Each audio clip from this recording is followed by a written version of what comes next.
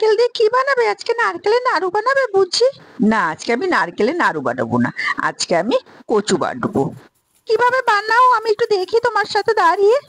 দেখ কিভাবে বানাচ্ছি। প্রথমে কচুটাকে গ্রেটার দিয়ে গ্রেট করে নিলাম, তারপরে ওটার মধ্যে কাঁচা লঙ্কা আর সাদা সর্ষের গুঁড়ো দিয়ে একটা মিহি পেস্ট বানিয়ে নেব।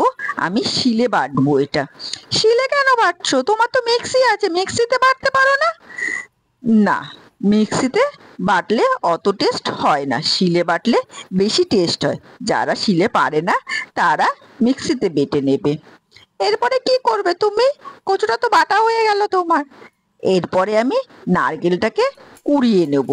অত বড় নারকেলটা দেব না, হাফটা আমি এখানে ব্যবহার করব।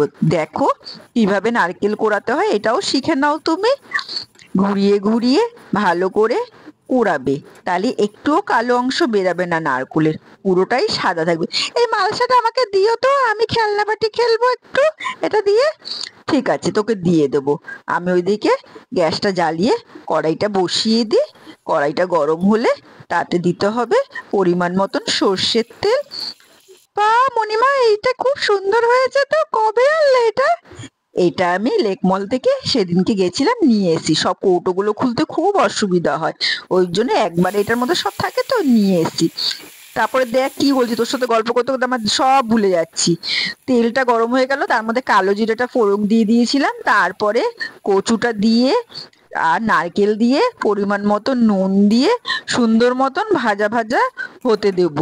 ভাজা ভাজা হয়ে আসলে তারপরে আমি ওর মধ্যে একটু হলুদের গুঁড়ো আর লঙ্কার গুঁড়ো দিয়ে দেব।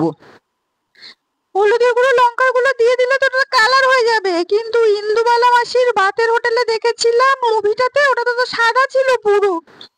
ঠিক আছে, ওটাতে সাদা করেছে। আমি ইন্দুমালা মাসির ভাতের হোটেলের মতন করছি না, আমি আমার মায়ের হোটেলের মতন করছি। তোমার মায়ের হোটেল ছিল? হ্যাঁ, আমার মায়েরও হোটেল ছিল। আর এটা দেখো কষে গেছে। এবার কষে যাওয়ার পরে মিষ্টি দিয়ে সুন্দর একদম আলু মাখার মতন হয়ে গেছে। যাতে গোল করা যায় সেই মতন করে আমি এটাকে নামিয়ে দেব। চল তোকে একটু দিই, তুই খা। না বাবা, আমি খাবো না। সবাই বইতে লেখা আছে ওল খেও না, ধরবে গলা। সবাইও বলে ওল খেলে, কচু খেলে, ওল খেলে গলা ধরে। একটু খেয়ে দেখ, ভালো লাগবে।